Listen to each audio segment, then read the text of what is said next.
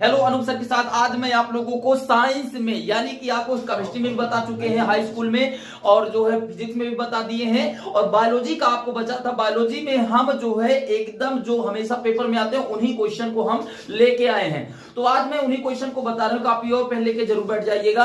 अब पहला क्वेश्चन सबसे पहले नोट कीजिएगा। सबसे पहला क्वेश्चन दिया गया है आपको पोषण। क्या दिया है? पोषण दिया। पोषण किसे कहते हैं? पोषण से आप क्या समझते हैं? पोषण कितने प्रकार के होते हैं? कई प्रकार से घुमा कर पूछते हैं क्वेश्चन। तो आपको याद रखना पोषण शब्द का सिर्फ मिल जाए तो समझ लेना कि पोषण के अंतर्गत जितनी हेडिंग है सब आपको लिखना। जैसे पोषण कितने प्रकार के होते हैं? स्वपोषी पोषण हो जाएगा, विषम पोषी पोषण हो जाएगा, इन दोनों को लिखना होगा। और इसके बाद अगली हेडिंग हम आपको बता रहे हैं जो है दूसरा क्वेश्चन दिया गया। दूसरे क्वेश्चन में आपको ज्यादा आपको परेशान नहीं होना है, सिर्फ आपको थोड़ा सा तैयारी करना है। तो सिर्फ दूसरा क्वेश्चन दिया गया है मानव पाचन तंत्र का सचित्र वर्णन कीजिए। सचित्र का मतलब चित्र बनाने के लिए आएगा और पाचन तंत्र के अंतर्गत थोड़ा सा आपको लिखना पड़ेगा।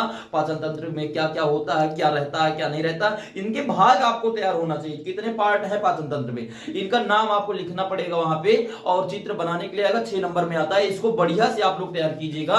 और तीसरा क्वेश्चन दिया गया नेफ्रॉन या वृक्काणु, यानी इन दोनों को ये दोनों एक ही चीज है। थोड़ा सा आपको इसको पढ़ना पड़ेगा और इंपॉर्टेंट है, ये हमेशा पूछा जाता है। इसको बढ़िया से तैयारी कर लीजिए। और अगला वाष्पोत्सर्जन। देखिए अगला क्वेश्चन दिया गया, ध्यान से सुनिएगा। चौथा वाष्पोत्सर्जन से आप क्या समझते हैं? पादपों में वाष्पोत्सर्जन कैसे होता है? बहुत सारी चीजें हैं तो इनको आपको बढ़िया से आपको पढ़ना होगा। वाष्पोत्सर्जन सिर्फ पढ़िएगा। वाष्पोत्सर्जन जो होता है पेपर में ये पूछा जाता है, इसको आप बढ़िया से तैयार कर लीजिएगा और इससे आपको अच्छा नंबर मिल जाएगा। और अगली हेडिंग हम आपको बता रहे हैं। अगला क्वेश्चन पांचवा दिया गया, ध्यान से सुनिएगा।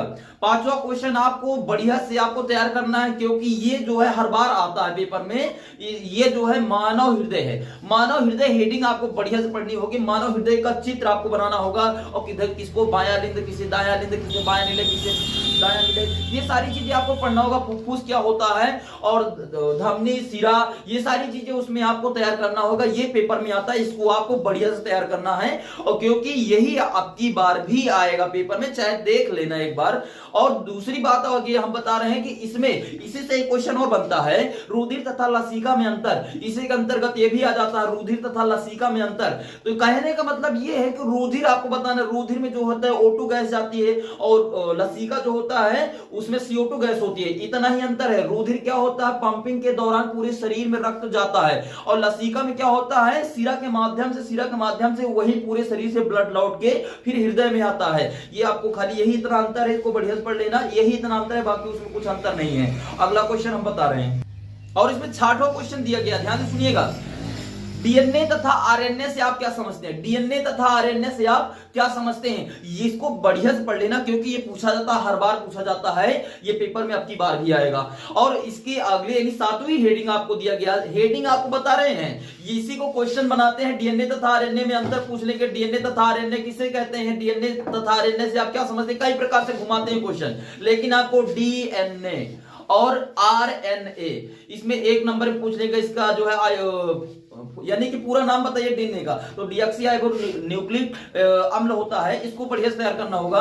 तो अगर पूछ लेंगे तो एक नंबर में बता सकते हैं। आरएनए को भी बता सकते हैं, राइबो न्यूक्लिक अम्ल होता है। और इसके बाद अगली हेडिंग दिया गया है, इसको नोट कीजिएगा।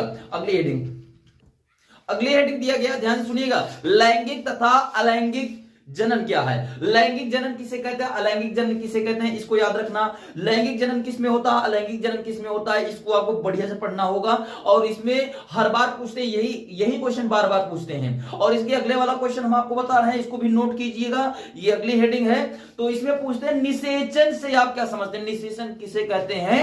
तो इसको भी पढ़ लेना एकदम। ये इसको भी हर बार पूछा जाता है, अगली बार भी ये क्वेश्चन पूछा गया था और हर बार यही बार पूछते हैं। ये लगभग 3 साल लगातार आया है। निषेचन से आप क्या समझते हैं? इसको भी बढ़िया से आप लोग तैयार कीजिएगा क्योंकि ये हर बार पूछा जाता है। और अगली हेडिंग दिया गया है, 10वीं हेडिंग आपको दिया गया, ध्यान से सुनिएगा।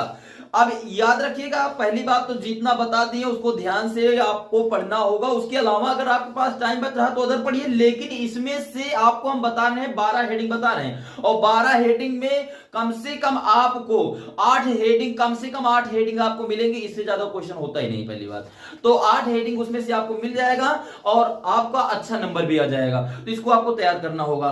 तो अगली हेडिंग दिया गया, ध्यान से सुनिएगा, पौधों में परागकण, यानी कि जैसे स्वपरागण हो गया, परपरागण हो गया। तो पौधों में परागकण से आप क्या समझते हैं, पौधों में परागकण का क्या महत्व है, बहुत तरीके से पूछते हैं घुमा फिरा के। तो उसको आपको जो है परेशान नहीं होना है, बढ़िया से इसको पढ़ लीजिए। 2 प्रकार के होते हैं, स्वपरागण और परपरागण, इन दोनों को बढ़िया से पढ़ लीजिए और अच्छा नंबर भी आ जाएगा। अगली हेडिंग दिया गया, ध्यान से सुनिए, गुणसूत्र आता है काउंटिंग करने के लिए। गुणसूत्र कैसे होते हैं, गुणसूत्र को आपको बताना होगा, जिसमें एक हेडिंग इसी के अंतर्गत है, सेक्स डिटरमिनेशन वुमेन। तो यानी इसको आपको बढ़िया से पढ़ना होगा। ये जो है कुछ बच्चे क्या है शर्माते रहते हैं, पढ़ते नहीं ये हेडिंग, और इस हेडिंग को आपको बढ़िया से पढ़ना होगा। ये पेपर में ही आता है और ये अगली बार भी आया था, इस बार भी आएगा, हर बार आता है। इसमें गुणसूत्र काउंटिंग करने के लिए आता है, तो इसको भी आपको बढ़िया से पढ़ना होगा। और इसकी अगली वाली हेडिंग बताने से पहले एक चीज और बता देना चाहता हूं कि अगर आपको ये वीडियो पसंद आया हो तो वीडियो को लाइक और चैनल को सब्सक्राइब जरूर कीजिए, क्योंकि ऐसे ही क्वेश्चन आपको जो है मिलते रहेंगे। मैथ और साइंस में लगातार आपको ऐसे क्वेश्चन मिलेंगे, और जो है रसायन विज्ञान और भौतिक विज्ञान के जो 15 क्वेश्चन, चुने हुए 15 क्वेश्चन आपको जो है हम अपलोड कर दिए हैं वीडियो, उसको आप जो है देख लीजिएगा। वो उसके अलावा और दूसरा आएगा ही नहीं, और चाहे मिला लेना, नहीं डाउनलोड करके वीडियो रख लीजिएगा। अगर उसके अलावा आ रहा है तो हम ये जो है तत्काल जो है आप सब्सक्राइब किए हैं तो उन्हें अनसब्सक्राइब जरूर कर देना।